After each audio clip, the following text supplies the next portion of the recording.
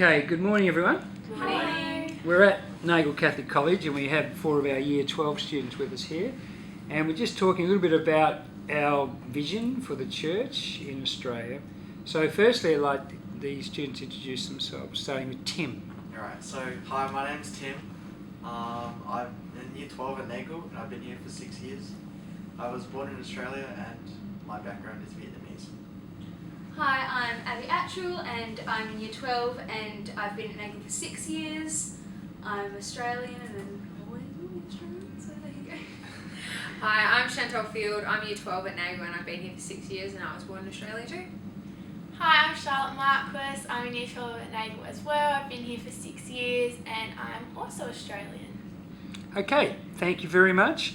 Now I'm just going to ask some general questions and you guys feel free to jump in when you can, and please be as honest as you can. Okay, so just maybe some general information about your hopes and dreams as a young person. So at the moment I'm just kind of scraping through school, just trying to pass and hopefully pass the exams and get an ATAR and go into university. I don't know exactly what I want to do, but at the moment I enjoy doing economics and chemistry, so I might pursue chemistry or commerce at university. Thanks, Tim. Chantal? Well, since I was a little girl, I was your definition of an extrovert. I'd spend every moment outside, much to my mum's disgust sometimes. I hope to become a marine biologist and travel to Queensland to study in uni. Living on this coastline in Geraldton's also helped me grow that connection. In addition, my passion is for the outdoors, much like many others. I have a soft spot for children and the elderly and will aim to help them as much as possible. I've been to both a Catholic primary school and high school, where following your heart and passions has not only been encouraged but accepted. I aim to, much like many others, leave my mark on the world and make a difference, whether it's big or small. Thanks, Chantal. Abby or Charlotte? Well, Abby? yeah, as a kid I always wanted to help others. That was what I always wanted to do, whether that was through helping the community through how I do dancing and entertaining people, or going into medicine and doing that side of things. But I just knew that I always wanted to help other people and not just for myself. I'm not really sure what I'm going to do yet. I'm possibly going to go into teaching, and I think going to a Catholic primary school and a Catholic high school, and especially in high school how our motto is for others, that has really honed the whole wanting to go and do things for other people, and through teaching I can do that and teaching younger generations. So yeah. Thank you, Abby. Charlotte? Ever since I was little, I wanted to be a teacher because my mum was a teacher and I thought that was the coolest job ever. But in the last few years, I really want to be a clinical psychologist. I love the subject psychology at school and learning how people's brains work and why they do the things that they do. I would love to study that at uni next year for 6 years and hopefully be able to help people make the right decisions in their life and help them have a good future. Like I've always had like a great life, so I'd love to just impact a couple of people and hope that they can have as good of a life as I've had. Thank you, Charlotte. Guys, could you talk a little bit about your faith, what faith is, whatever that means to you? Please. Yeah, well, I was baptised Catholic as a baby, and as I mentioned earlier, I attended both a Catholic primary school and high school. Besides the activities that are done within school, I'm not really a practising Catholic, but being in the Catholic curriculum in schools has allowed me to understand the importance of being with others, for others, and working as a community, and I hope that those values remain constant throughout my life.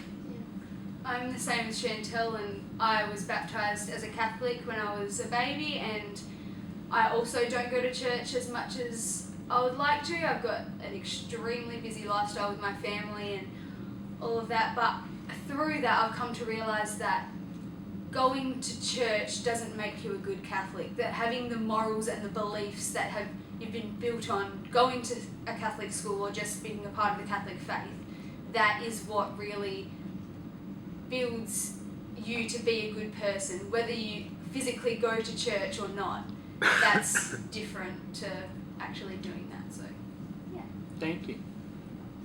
Well, when I was little, I used to go to church every Saturday night with my mum because she's a Catholic. And since I've gotten older, both our schedules and lives have got a bit busier, so I haven't gone as much as I used to. And I would like to go more, but like Abby and Chantal have said, having the morals and values of a Catholic church is way more important to myself than physically being at church. Like, it is good to go and I really enjoy going, but I think that if I'm upholding those values in my life and trying to help other people, as the whole Catholic Church surrounds helping the less fortunate and helping people who need help, I think that is being a big part of my faith as well. I work in a Catholic school and you go to a Catholic school. Is there anything that makes a Catholic school different to any other school, do you think? I wouldn't know, considering I haven't gone to anything but a Catholic school. But I don't know, I think a Catholic school bases what it teaches you in every class, not just religion, on the values of the church, like your morals. You know, it creates you to be a good person. You know, in health, when we used to do it in the younger years, they taught you the way to respect yourself and others. And I think, I don't know about other schools, but that's very prominent throughout Nagle and my primary school. Yeah. Well, I guess I'm asking what makes a school Catholic. So have you got any input to that? Apart from what Chantal said? I guess, well, at least at Nagle, we have the weekly masses. Yep. Like every Thursday morning, which I think is a big part of making Nagle Catholic. And also learning, doing RE, whether it's general or ATAR, is also a big part of being a Catholic school. Okay. Anything about treating others? I think it was mentioned earlier about looking after the less fortunate, Charlotte. Yeah, I think the school has a big emphasis on that, and I think that is really important. Yep. Yeah, I think that is really important. We do lots of things for other people, which I think is great, and that holds very good morals and values to place our lives on. Thank you very much. The next question is a little bit related. What does being part of a Catholic community, and we've sort of answered a little bit already, what does that mean to you if you're part of a Catholic community? Well, for me, how I said that I don't go to church that often, so that physical community of going to church on a Sunday night or Saturday night or a Sunday and that kind of thing isn't quite there for me. But in Year 12, I have joined the ministry group, and that's just a group of all of us who are out there and we're helping other people and doing fundraisers and that kind of thing. And through that, we've become special ministers, so we can now go and help during masses and services. So that has really become quite important this year in how I didn't have that close community until now, and it's really good to have that and realising more about the church and learning more about that. So that's my community within our Catholic school that I've really found this year, which I'm really happy about. So yeah, thank you. Well, similar to Abby, so I'm thankful to be the ministry captain here, where like Tim and I, you know, we've committed to trying to go to Mass on those Thursday mornings and helping out Father Ty and all that. And you know, in this, I think we've all gotten to, well, Charlotte, you as a leader too, we've all gotten to know like the faith and life people better, you know, growing, like, especially Mr. Bowen and Father Ty, we've gotten to develop a relationship with teachers that we otherwise wouldn't have. And they've helped construct how we think of the Catholic faith as well. Like, I'm much more open to it now, you know, my opinions have slightly changed this year, and I have to put it down to having that stronger like community around me this year, having that leadership role. Well, I love being part of a Catholic community, and it's allowed me and Tim as well. We went to East Timor last year, and that was probably the most amazing experience of my life, and I will always remember it. Seeing them devote their whole lives to faith when they literally have nothing, coming from such a materialistic society, and they pray every single day. They just hope that their lives will get better, and they put that all to God and Jesus, and I think that's just the most amazing thing ever. That has just solidified my values of trying to help other people as in the Catholic community. That's what is most important, I feel, and I just think that was such a great experience to make me feel more a part of a Catholic community when we went Wonderful. Thank you, Charlotte. Now the more difficult question. If you were the Pope or Bishop Michael or the principal of a Catholic school, what would you like to see happen in the church? So honestly, if I was the principal of a Catholic school, I find that doing religious education as a compulsory subject limits some students' abilities to express their capabilities. So at the moment, we have to do 5 subjects and RE. So there's some students like myself who really wanted to do 6 subjects they really love, and they find RE somewhat of a nuisance, as in it's kind of stuff we've already learnt in the past. Is we've already learnt it in primary school, we've already learnt it like in year 7, year 8, and in year 12 we really want to pursue what we really want to do, and you know that 6th subject could have been something we really found we love and might live in us in the future. So Thanks, Tim.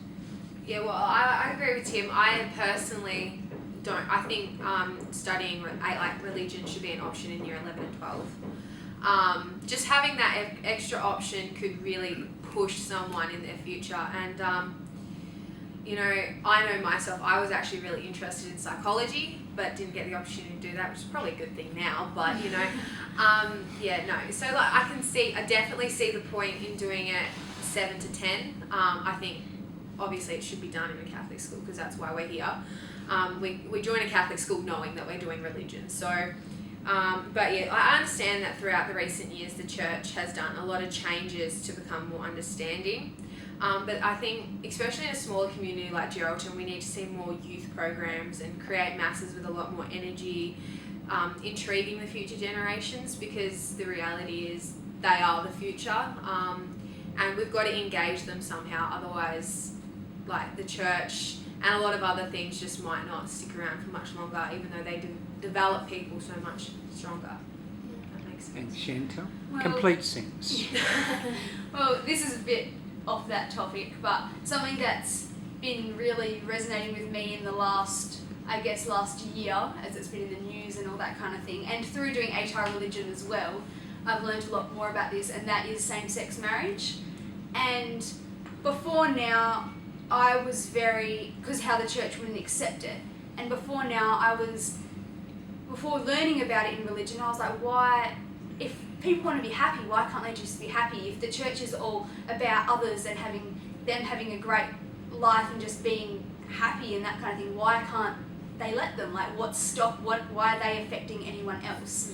And now going and learning why the church doesn't accept the marriage part of it and all of that, it makes much clearer sense to me to why that it's fine. Like, they have their reasons behind it and there's nothing wrong with those reasons. I agree with those reasons. Except I feel like for our generation, that because same-sex marriage and that is so normalised in our generation, there would be a lot of tension held in the younger people, because they don't understand like I do through doing religion, and obviously everyone doesn't have that option, and that's why there would be so much conflict and tension throughout our society and the younger people. So if I was a leader, I would want to put into place a plan that for education or just a further understanding of how there is a Catholic marriage or a religious marriage, and there's a civil marriage. They don't have to be the same thing. That's why there can be same-sex marriage now, and that understanding needs to really be given to the younger generation so that tension isn't there, and so there can be a stronger connection with the church in the coming years, so there will be more younger people in the church. So. Thanks, Abby. Yeah. Charlotte? I totally agree with what the three have said before me. I think the church is outdated in some of the things that they discuss and things that they talk about.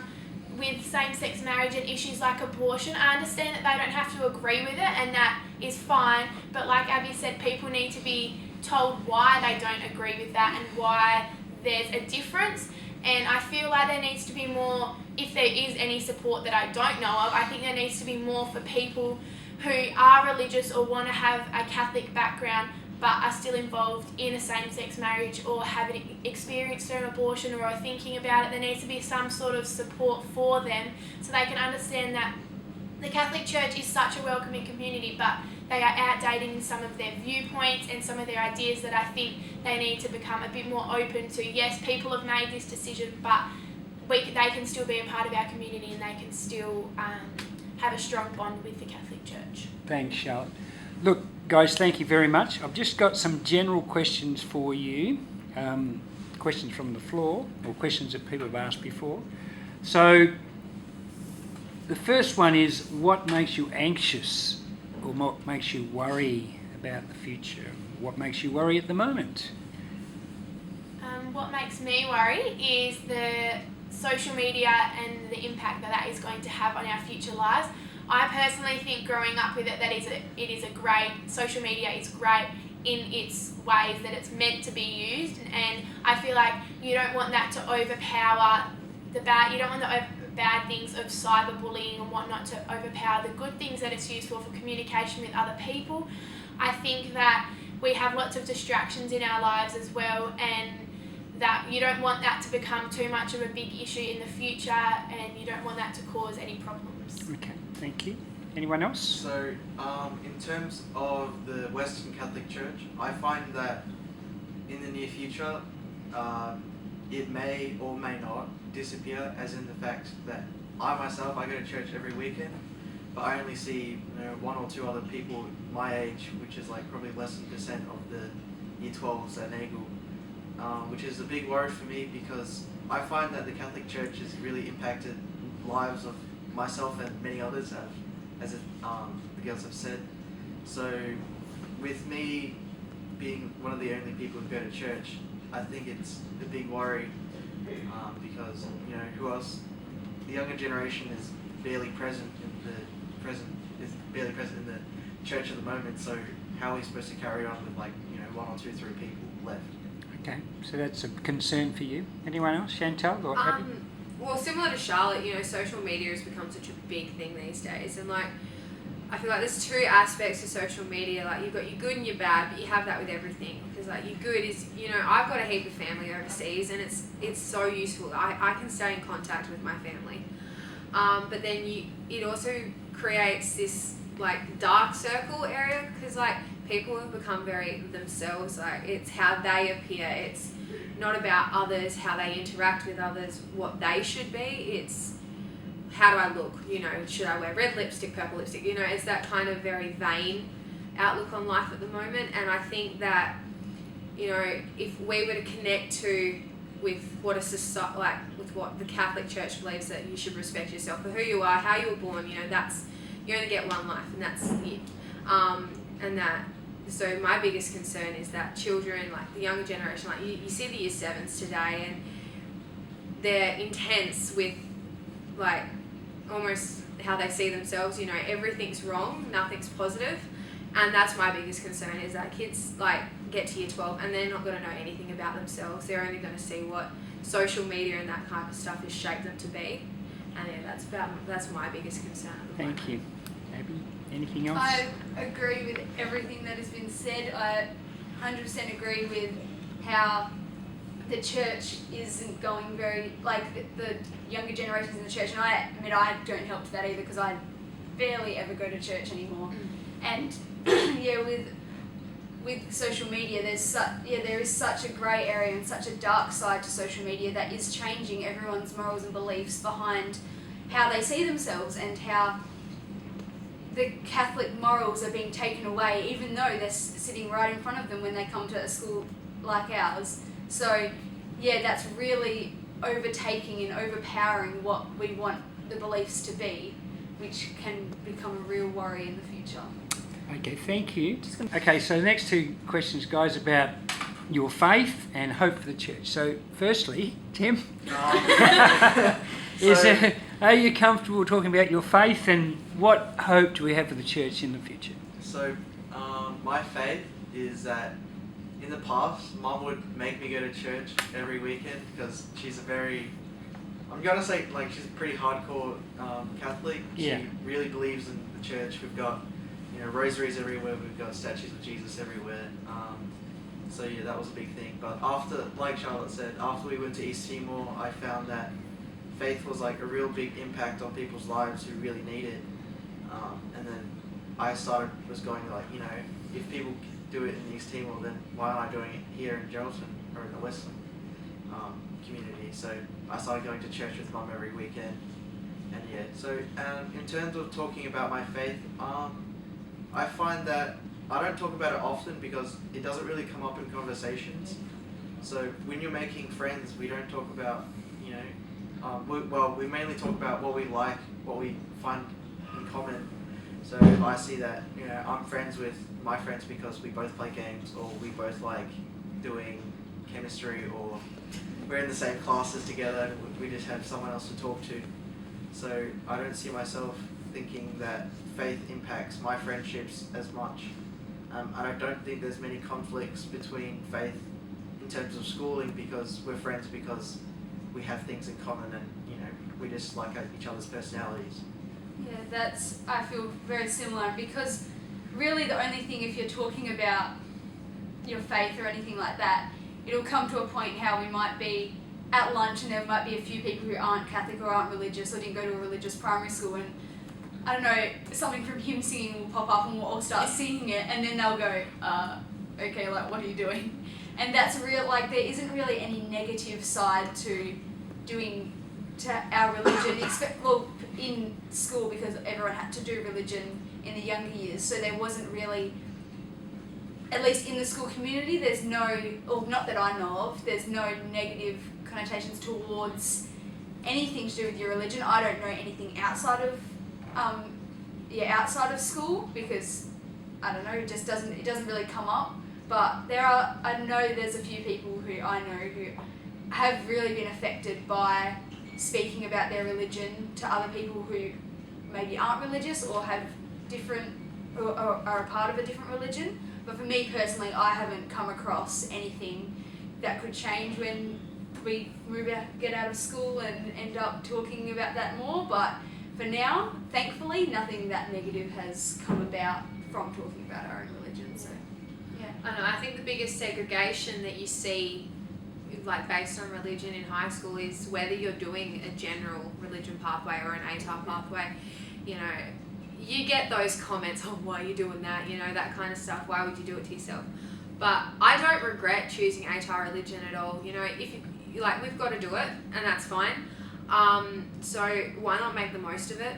I love our religion class. Like, Abby's in my religion class. Learned so much. Yeah. We have a ball in there.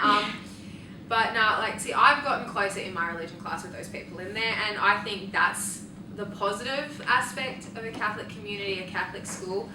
I don't want to say it, but I don't know, at the rate of how the up and coming generations aren't going into the Catholic Church, I don't think the strict churches will be around for much, say next 50, 100 years. I think Catholic education, though, will be around for a very long time, because it provides so much, a lot of structure, security, and I think there's probably statistics out there saying how good of a Catholic education you get, and your university, you go, it's just so much, you stem well into university from a private Catholic school, and yeah, that's Thank you, Chantal. So talking about faith, everyone said, it kind of doesn't really come up in high school as much. I know when I was younger, if I'm honest, I hated talking about it, because I was the only one out of my friends who went to church with my mum, and I hated talking about it, not because anyone said anything about it, just because I personally didn't want anyone to say anything about it, but I'd never come across anything. And in high school, I don't really think it comes up as much. All my friends know that my mum is Catholic, and that I did used to go to church quite a bit. I don't as much anymore. But I think there's nothing really negative towards her. I think now that we've got to be older, that it doesn't really faze anyone. That's just what you do, and that's just how your life is. And I think in the future, as we get older and we mature, I think in a good environment, you won't have any problems with it either, because you should be able to have an open conversation, and I hope that's the way that it stays, that people can express their feelings and stuff when you come across different people. So what I'm hearing is there's quite a positive perception of the Catholic teachings in our society, but is there a positive perception of the Catholic Church? Is there a difference? The Catholic teaching is received quite positively. Yeah. Is the Catholic Church viewed in a positive light? I think people look back at the history of the Catholic Church itself and just dictate what the social media portray and like what they barely know about it. Like you up until I started ATAR-RE, I didn't know about the same-sex marriage and how their viewpoint is actually quite accepting. And I feel like the Catholic Church is just portrayed in a negative light, even though it's not. And I don't know if that's coming from the people itself or the social media, but yeah, I think greater education is the key to like portraying the church itself in a positive light. Okay, thank you. Any other comment before we finish up? Yeah, so about the Catholic Church, I think it's viewed negatively because of the few bad people like that represent the church, like going on the news and stuff. So there's a big quote like, a few bad apples spoil the bunch. So you can see on the news like people, spreading religion in like a negative light, where they never, like the news and media never display, Catholic communities doing fundraisers for people who need it, or such as like our school, we do like heaps of fundraisers, like for Caritas and for World's Greatest Shame and whatnot. But that's never shown on the news. It's all like people, Catholic people, going on rampages or whatnot. I don't know. It's a negative light. Yeah. Absolutely. Okay. Any other comment? Yeah, I was going to say, with social media these days, you really only see 10% of the story. Like, they'll selectively choose what they want you to see. And in our generation, religion is almost becoming a bit of a stigma, and they don't want to be biased towards a religion. They don't want to show that that good side of it unless it's absolutely amazing. Except that high standard only lets the bad stuff be shown. And as we are a part of a Catholic community, we know that we don't listen to that. We know that it is a good system. It's a good system and a good grounds for us. But people who don't know that, people who are not a part of a religion, who just see that from the outside and they're just seeing that 10%, they'll make their own presumptions, and they'll probably be negative presumptions towards the church because that's all they know, that's all they've been told. So, yeah. Thank you, Abby.